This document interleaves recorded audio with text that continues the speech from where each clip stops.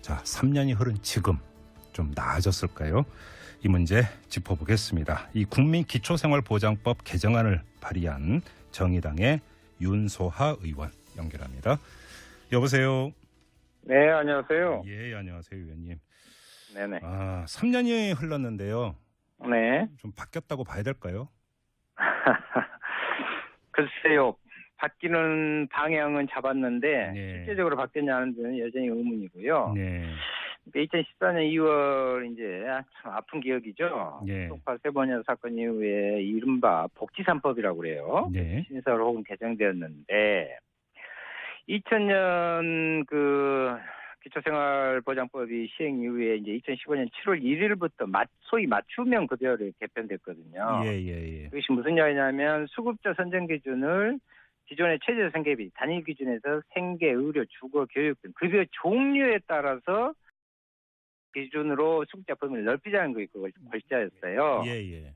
그래서 이제 제도 변경 직전인 2015년 6월에 132만 명이던 수급자가 올해 1월 기준으로 162만 명, 30만 명 정도 늘어난 건 사실입니다. 네네. 수준도 한 14만 원 정도 인상됐고요. 예. 그리고 둘째 이제 그때 당시 긴급복지지원법이라고 또 개정됐는데 네. 그래서 신청 48시간 이내에 지원을 받을 수 있고 4인 가구 기준으로 보면 소득 317만 원 이하로 확대됐고요. 네. 이제 만약에 복지제도를 활용하지 못한 사를 최소화하기 위해서 사회보장급여의 이용 제고 및 수급권자 발굴에 관한 법률이 제정되기도 했었죠.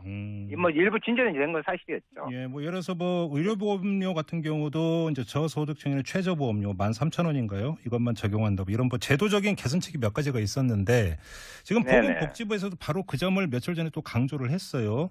근데 자, 이 정도면 진전이라고 봐야 되는 겁니까? 어떻게 평가를 해야 되는 겁니까?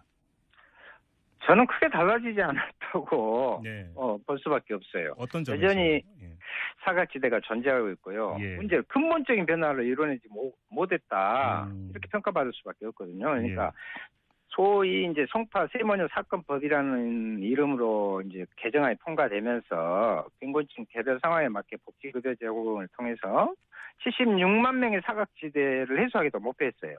그런데 2년이 지난 지금 절반에도 지금 달하지 못하고 있거든요. 30만 명 정도만 늘어났으니까. 그렇죠. 그래서 개편된 이 기초법 여전히 그 높은 장벽, 특히나 부양 의무자 기준 같은 독소 조항을 그대로 유지하고 있기 때문입니다. 그래서 이게 부양 의무자라는 게 그 아무리 그러니까 뭐 힘들게 살더라도 이 부양할 수 있는 뭐 자식이라든지 이런 사람만 있으면 제외하는 거 이거 말씀하시는 겁니까? 그렇죠. 여전히 그러니까 이게 그대로 존속돼 있어요? 예, 과거에 가족 공동체 윤리적 그런 관계를 아직도 이렇게 해석하고 있다는 게 참 안타까운데 현실은 전혀 그렇지 않잖아요. 근데 제가 뉴스를 통해서 접했던 것은 제도 개선책을 모색을 하면서 부양 의무자가 있더라도 이 사람이 경제적 능력이 없으면 그리고 떨어지면 예외를 한다 이런 그 개선책이 모색되고 있다라는 얘기를 제가 접한 바가 있는데 아니었습니까? 예. 부양 의무자의 기준을 안하를 했다고 하는데요. 그게 실효성이 아니라 실제 흉내만 그렇게 내고 있다는 거죠. 여전히 그렇게 지급되지 않고 그래서 기초생활보장 수급률이요 2007년 수준 3% 초반에 그대로 머물고 있다는 거예요.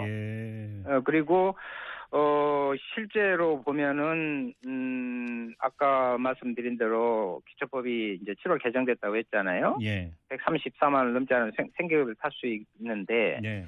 소득 인정액이 수급 기준을 충족하더라도 이 부양 의무자 지금 말씀하신 가장 중요한 문제인데 오늘 경기도 예를 들어볼게요. 경기도에서 오늘 발표했어요.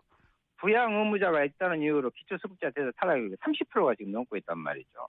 그래서 부모 자식 간 이 부양 관계가요 심각하게 있는 상황에서 실제 부양받지 못하는데 수급자 탈락한 경우가 여전히 많다. 이런 겁니다. 가족관계가 이미 많이 해체돼 버렸어요. 그래서 이제는 수급 신청조차 포기하게 되는 장벽이 되어가고 있는 현실입니다. 그러면 결국은 이 부양 의무자를 어떻게든지 유지하려고 하는 데는 역시 재원 문제 때문이라고 봐야 되는 겁니까? 그렇죠. 그런데 이제 그것을 사회적으로 인식을 그렇게 유포시키는 거죠. 예를 들면 아니 부모를 부양해야 되지 않느냐. 그런데 지금 현재 각기 살기도 바쁘단 말이죠. 우리나라 지금 현재 경제생활 구조가 자기 살기도 바쁘고 옛날에 그런 공동체 부분이 아닌데 자꾸 그런 걸로 인해서 또 뭐 윤리적, 도덕적 해이 예. 이런 것들을 해서 국가가 책임지지 않으려고 하는 예. 그런 부분에 명분으로 삼는 거죠. 정말로 자식이 만약에 부모 부양할 능력이 있고 의사가 있다면 그렇게 놔두겠습니까? 그게 그렇죠. 네네. 이거는 참 그래서 상식적으로 이제 파악할 수 있는 사안인 예. 것 같은데 참 그게 예, 그래서 이제 이 개정 이후로 실제로 복지부가 목표했던 수치는 210만 명인데 76만 명이 증가할 것이라고 예상했거든요. 예. 근데 이제 증가치 절반 못 미치는 162만 명 정도에서 정체되어 있는데 한 예를 들어보면 신청자는요 전년 대비해서 6배가 증가했어요. 근데 실제 그 수급을 받는 신규 수급자는 3.6배밖에 증가를 하지 않았거든요. 저 의원님께서 개정안을 내셨는데 그러면 이 부양 의무제는 아예 그러니까 원천적으로 폐지하는 내용입니까? 폐지해야 된다는 것입니다. 예. 예, 그래요. 자, 그리고 또 한 가지 네. 근로 능력 평가 이것도 문제다 이런 얘기가 있던데 이거 무슨 이야기입니까? 근로 능력 평가를 이거 자꾸 이걸 들고 있는데요. 예. 근로 능력이 있다는 이유로 수급권을 박탈한다는 것입니다. 조건부 수급 조항인데요. 예. 근데 작년 6월에요. 26세 청년 이모 씨가 네.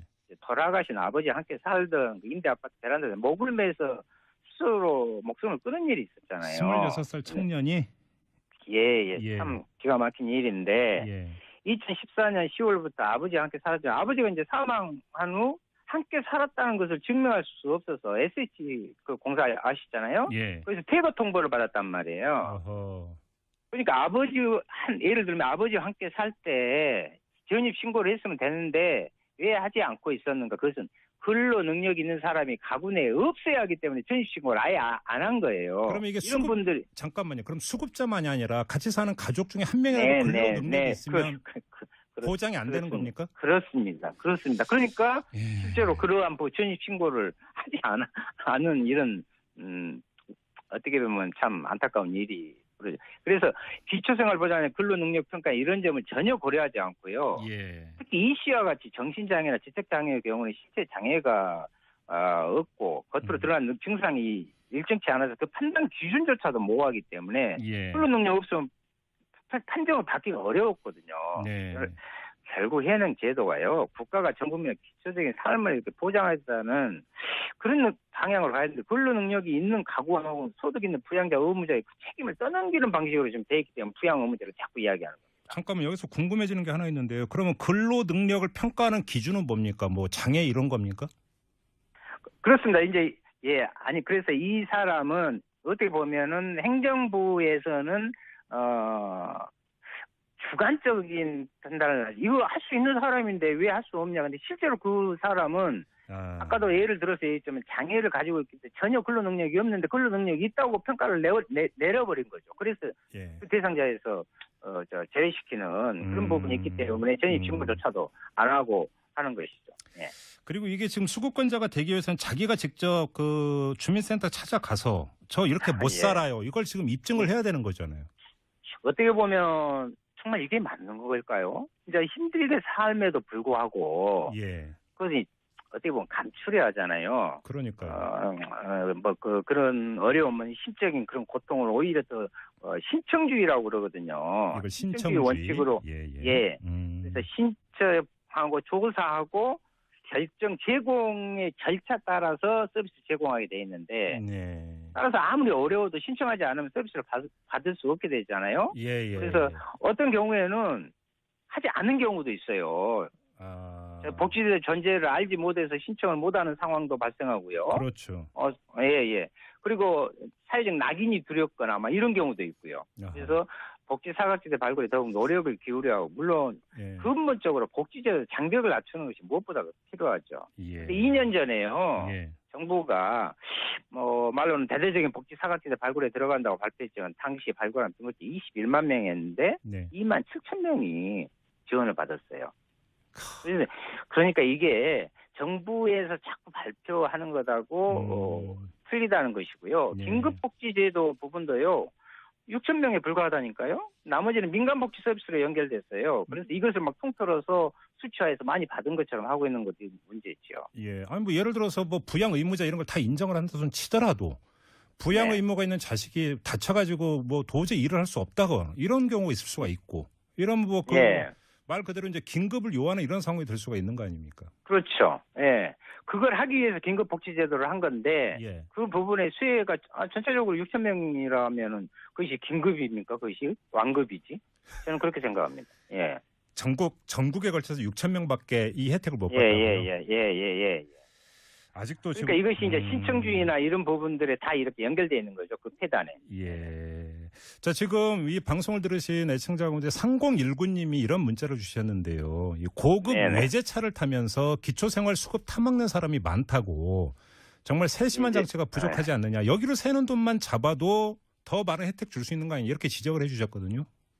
예, 어떻게 그 보세요? 한편으로 아니요 옳은 지적이죠. 그런데 예. 그 부분을 일반화시켜서 부양자 부양 의무제를 폐지하는 것에 명분을 삼아서는 안 된다는 거예요. 네, 그런 네, 것은 네. 일단 폐지를 해서 모두가 그것을 받도록 하면서 그러한 아주 그 악용을 하거나 나쁜 사례는요 네. 얼마든지 그것을 발굴하고 찾아내서 징벌적인 측면이라든가 그런 대상에서 제외할 수 있는 예. 구체적인 노력과 시스템을 갖추면 되는 거예요. 예. 저는 그런 우려가 저는 분명히 온당한데 그런 부분이 우선이 아니라 예. 그냥 전체 기초수급을 받을 수 있도록 적극하고 그러한 잘못된 부분들을 보완하는 것을 정부가 구체적으로 하자. 이것이 네. 가장 중요하죠. 자, 그리고 또 5555 쓰시는 분이 그 문자 주셨는데요. 그 이 네. 수급권 이거 신청을 하려면 겁나게 복잡해서 못 한다고. 예, 그렇습니다. 그게 보면 아주 까다로워요. 그러니까 예. 이런 겁니다. 발표는 국민들한테 대단히 쉽게 발표하고 예. 실수요자들이 신청할 때는 대단히 까다로운 절차를 하고 또 평가를 하잖아요. 예. 평가를 하는 부분은 대단히 또 엄격해요. 그리고 주관적이고. 네. 그러니까 실제로 보면은 정말 좀 쉬운 말로 이렇게까지 진짜 얼마 되지도 않는 건데 예. 이렇게까지 까다롭게 하면서 받아야 되느냐 하는 부분 점점 이제 그런 부분이 접근성이 더 오히려 떨어지게 되게 만드는 거죠. 그렇죠. 정말 가서 내가 정말 이렇습니다 하고 해서 그래요 이렇게 하는 것이 아니라 네네. 이거 될 수 있을까? 이게 이렇게 가는 길목 자체도 지금 대단히 좁게 막혀 있다는 거죠. 이게 지금 우리나라 복지 정책의 하나의 단면이라고 볼 수 있습니다. 알겠습니다. 아무튼 의원님께서 개정안을 마련을 했는데 앞서 이야기했던 부양 의무제 완전 폐지하는 내용 말고 또 어떤 내용이 담겨 네네. 있습니까? 그러면? 그러니까 이제 저희들은 또 하나 있는 것이 거기 이런 여러 가지 사회복지 제도를 운영하거나 그것을 실행하는 부분에 종사하는 분들이 많이 계셔요. 사회복지사분들 이런 분들을 말씀하시는 거죠. 등등의 네. 그래서 그런 분들이 있고 또 평가하러 나가신 분들, 예.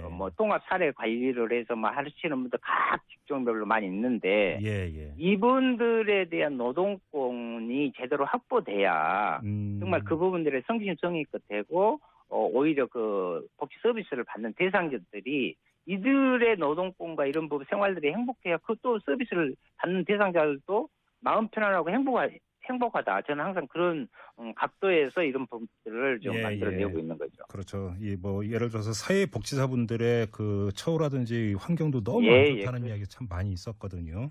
너무 열악합니다. 네. 알겠습니다. 좀 이제 마무리해야 되는데 환기 차원에서 하나만 전해드리면 며칠 전에 또 이런 뉴스가 있었습니다. 이 월세를 계속 못 드려 정말 죄송합니다. 방에 있는 짐은 다 버려주세요. 이런 메모를 남기고 60대 남성이 목을 매 숨진 이런 일이 또 있었는데 결국 같은 사건 아닙니까 이게? 알겠습니다. 그래서 저는 그렇습니다. 마지막으로 좀 말씀드리면 이번에 이제 1,500만을 향해 하는 촛불광장 요구가요. 다른 게 아닙니다. 처벌도 처벌은 기본이고요.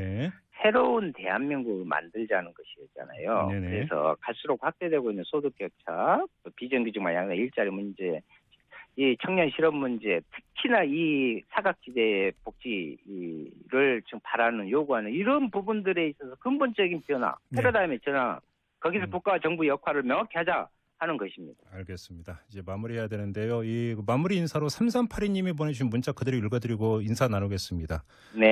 바로 그런 걸 국회의원들이 풀어줘야죠. 이런 문자로 보내주셨습니다. 그렇습니다. 알겠습니다. 의원님. 노력 정의당이 부탁드리겠습니다. 특히 소수당이지만 정의당이 그 문제에 가장 적극적으로 열심히 하여튼 마음 담고 시선으로 행동으로 하겠습니다. 알겠습니다. 열심히 하겠습니다. 고맙습니다, 의원님. 네. 네, 지금까지 정의당의 윤소하 의원이었습니다.